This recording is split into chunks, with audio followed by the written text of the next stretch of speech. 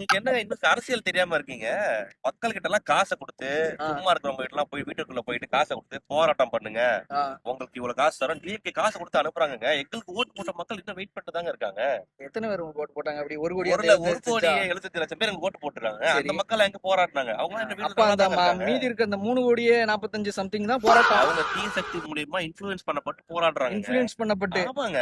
ஐயா இதெல்லாம் என்னையா நீங்க பேசுறீங்க? இதெல்லாம் என்னங்க மனசாட்சி நீங்க இல்லாம. ஓட்டு போட்ட மக்களை போய் சர்வே எடுத்துப்பாங்க. அவங்க சர்வே சொல்லுவாங்க எடுத்துப்பாங்களா? ஆட்சி என்ன தரமா நடந்துட்டு இருக்கு. அண்ணனோட ஆட்சியில பாலாரம் தேனாரும் ஓடம் நடந்துட்டு இருக்குன்னு அண்ணன் தெரியும். மனசாட்சி இல்ல, அவரெல்லாம் இவ்வளவு மனசாட்சி எல்லாம் பேசுறீங்கல்ல, பேசுறீங்க. தமிழ்நாட்டுல எத்தனை சிஎம் இருக்காங்க? யாராச்சும் ஒரு சிஎம் டிரைவ் பண்ண போனதை நீங்க பாத்திருக்கீங்களா? கார் அவரே ஓட்டி போனதை பாத்திருக்கீங்களா?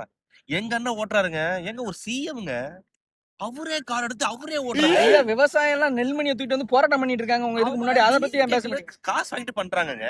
இவன் என்ன எதுக்கு எடுத்தாலும் டிஎம் ஆட்சிக்கு வரக்கு முன்னாடி டிஎம்கே இப்ப ஆட்சிக்கு வந்ததுக்கு அப்புறம் டிஎம்கே நாங்க என்னத அவங்க சொல்றது? மூலியமா மக்கள் பாமர மக்கள் நாங்க அரசு அதிகாரிகள் சரி. காசை கொடுத்து காசை கொடுத்துட்டு DMK கிட்ட அரசு அதிகாரிகள் காசை வாங்கிக்கிட்டு இது அபாட்டமான மக்களுக்கு போய் போக வேண்டிய காசெல்லாம் அவங்களே அடிச்சுக்காங்கங்க. அவதூறு நீங்க பரப்புறத தூர விடுங்க. இப்ப நிறைய பிரச்சனை, மக்கள் பிரச்சனைக்கு வாங்க. மக்கள் வந்து மக்கள் விவசாய பிரச்சனை போராட்டம், என்ன? ஒண்ணு செவிலியர் சொல்லுங்க. போராட்டம். ஒண்ணு சொல்லவா? சொல்லுங்க. 1 லட்சம் ப்ராப்ளம் இருக்கு.